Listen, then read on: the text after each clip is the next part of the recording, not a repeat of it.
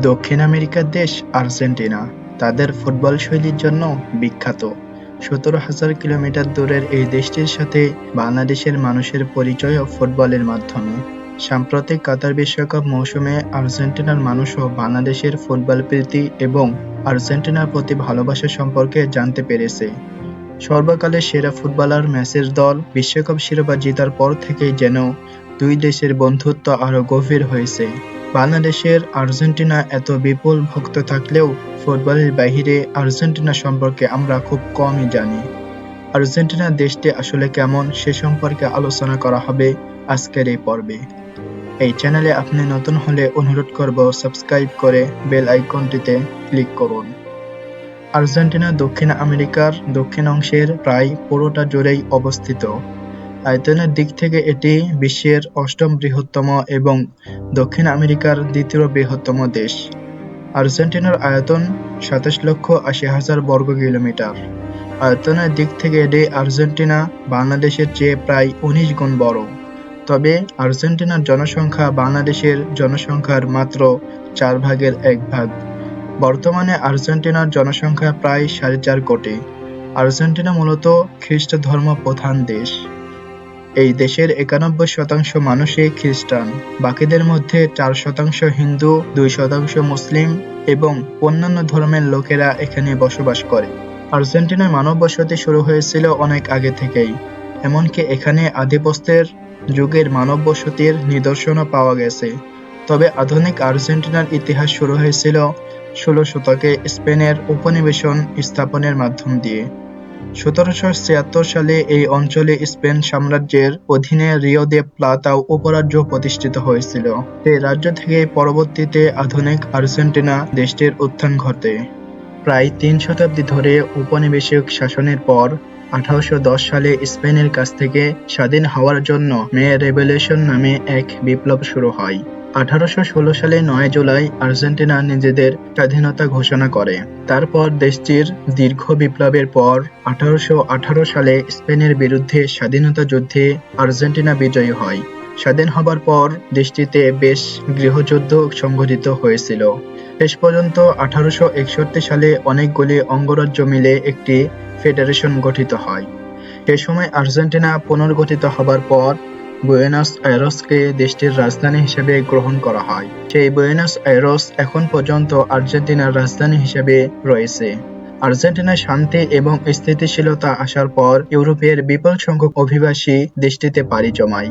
Europe থেকে আসা জনসংখ্যার কারণে আর্জেন্টিনার সামাজিক এবং সাংস্কৃতিক পরিমণ্ডলে ব্যাপক পরিবর্তন আসে। ১৯ শতকের শেষের দিকে আর্জেন্টিনায় ব্যাপক কৃষি বিপ্লব এবং শিল্প বিপ্লব শুরু হয়। দক্ষিণ আমেরিকার দেশগুলোর মধ্যে আর্জেন্টিনাতেই প্রথম শিল্পায়ন শুরু হয়েছিল। সেই কারণে দেশটি দীর্ঘদিন আর্জেন্টিনা দক্ষিণ আমেরিকার সবচেয়ে ধনী দেশের মর্যাদা টিকিয়ে রাখতে পেরেছিল।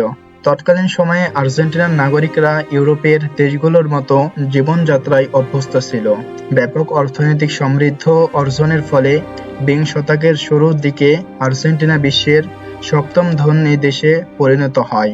আর্জেন্টিনার সেই সমৃদ্ধি অর্থনীতির পতন ঘটে ১৯৪০-এর দশকে, কারণ তখন থেকে আর্জেন্টিনায় ভয়াবহ মুদ্রাস্ফীতি দেখা যায়। সেই সাথে দেশটির উচ্চ বেকারত্ব এবং বিশাল জাতীয় ঋণ এর সমস্যায় জর্জরিত হয়। এখনো পর্যন্ত আর্জেন্টিনা তাদের অর্থনৈতিক পুনরুত্থানের চেষ্টা চালিয়ে যাচ্ছে। আর্জেন্টিনা মূলত একটি নাগরকেন্দ্রিক রাষ্ট্র। দেশটির জনসংখ্যার প্রায় ৯২% লোকই শহরে বাস করে। আর্জেন্টিনার অর্ধেকেরও বেশি লোক বাসস্থান গড়ে তুলেছে মাত্র ১০টি শহরে। এসব শহরের মধ্যে প্রধান কেন্দ্র হল রাজধানী বুয়েনোস আইরেস। বুয়েনোস আইরেসের অর্থ হল সুবাতাস। এই রাজধানীতে প্রায় ৩০ লক্ষ লোক বসবাস করে।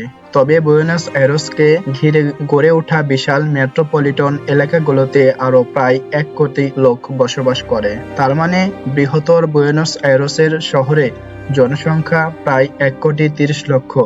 সে হিসাবে শুধুমাত্র রাজধানী শহরেই আর্জেন্টিনার জনসংখ্যা ৩ ভাগের ১ ভাগ লোক বসবাস করে। বর্তমানে বুয়েনোস আইরেস দক্ষিণ আমেরিকার সবচেয়ে ঘনবসতিপূর্ণ শহরগুলোর মধ্যে অন্যতম। তবে সাধারণত স্থাপত্য শৈলীর কারণে বুয়েনোস আইরেসকে প্যারিস এবং রোমের সাথে তুলনা করা হয়। এই শহরের রাস্তাগুলো বেশ মনোমুগ্ধকর। পৃথিবীর সবচেয়ে প্রস্থ রাস্তাটিও এখানে আছে। বুয়েনোস আইরেসে এভিনিডা 9 ডে জুলিও বা 9th জুলাই এভিনিউ পৃথিবীর সবচেয়ে প্রস্থ এভিনিউ। 1816 সালে আর্জেন্টিনার স্বাধীনতা ঘোষণার দিনটিকে স্মরণ করে রাখতেই এই সড়কের এমন নামকরণ হয়েছে। 9 জুলাই এভিনিউতে প্রায় 459 ফুট প্রস্থ এবং এই সড়কের দৈর্ঘ্য প্রায় 3 কিলোমিটার। 1930 সালে এভিনিউ এর নির্মাণ কাজ শুরু হয়। বর্তমানে 9 জুলাই এভিনিউ দিয়ে 12 রেলে যানবাহন চলাচল করে। দেশটির অর্থনীতিও বেশ বৈচিত্র্যপূর্ণ। প্রাকৃতিক সম্পদের সহজলভ্যতা, রপ্তানিমুখী কৃষিখাত এবং বহুমুখী শিল্প এই দেশের অর্থনীতির প্রধান ভিত্তি। দক্ষিণ আমেরিকা মহাদেশে আর্জেন্টিনা দ্বিতীয় বৃহত্তম অর্থনীতির দেশ। এ দেশে অর্থনৈতিক শক্তির দিক থেকে আর্জেন্টিনার আগে রয়েছে শুধুমাত্র ব্রাজিল। বর্তমানে আর্জেন্টিনা একটি উন্নয়নশীল দেশ, কিন্তু অতীতে এই দেশটি বিশ্বের শীর্ষ 10টি ধনী দেশের একটি ছিল। অতীতে আর্জেন্টিনার অর্থনীতি ফ্রান্স এবং ইতালিকেও ছাড়িয়ে গিয়েছিল এবং কানাডা ও অস্ট্রেলিয়ার অর্থনীতির সাথে রীতিমতো পাল্লা দিত। বর্তমানে দেশটিতে অধিক মুদ্রাস্ফীতির কারণে জনজীবনও অত্যন্ত দুর্ভোগ নেমে এসেছে। আর্জেন্টিনার ব্যাপক মুদ্রাস্ফীতি শুরু হয়েছিল সেই 1980-র দশক থেকেই। তারই ধারাবাহিকতায় 2018 সালে আর্জেন্টিনার মুদ্রার মান প্রায় 50% কমে যায়। মুদ্রার মান এত কমে বিশাল পতন ঘটার পর আর্জেন্টিনা আন্তর্জাতিক মুদ্রা তহবিলে জরুরি সহায়তার ব্যবস্থার অধীনে সাহায্য গ্রহণ করে। এরপর 2019 সালে পেসোর মূল্য 25%, প্রায় সব মিলিয়ে 2022 সালে আর্জেন্টিনার মুদ্রা 92% এসে ঠেকেছে। Organisation of economic cooperation and development এর গবেষণায় দেখা গেছে, আর্জেন্টিনার অর্থনৈতিক উন্নতি হলেও দেশটিতে গত 2023 সালে 83% এবং 2024 সালে 60% মুদ্রাস্ফীতি থাকবে। আর্জেন্টিনার পশ্চিম দিকে রয়েছে আন্দিস পর্বতমালা এবং চিলি। আর্জেন্টিনার উত্তরে বলিভিয়া ও প্যারাগুয়ে, উত্তর পূর্ব দিকে ব্রাজিল, পূর্ব দিকের দক্ষিণে আটলান্টিক মহাসাগর এবং দক্ষিণে রয়েছে ড্রেড প্রণালী। আর্জেন্টিনার ভূপ্রকৃতি ও জলবায়ু অত্যন্ত বিচিত্র। আর্জেন্টিনার একটি বড় অংশ জুড়ে রয়েছে আন্দিস পর্বতমালা।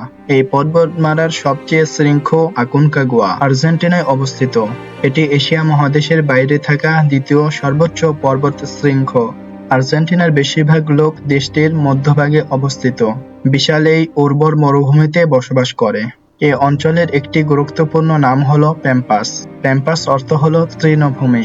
এই এলাকাটি অত্যন্ত উর্বর। এই প্যাম্পাসেই দেশটির অধিকাংশ কৃষিপণ্য উৎপন্ন হয়। এই চ্যানেলের ভিডিও যদি আপনার ভালো লেগে থাকে তাহলে বেশি বেশি শেয়ার করুন, অন্যদের দেখার সুযোগ করে দিন এবং পরবর্তী ভিডিও আপলোডের সাথে সাথে দেখতে চাইলে চ্যানেলটি সাবস্ক্রাইব করে বেল আইকনটিতে ক্লিক করুন।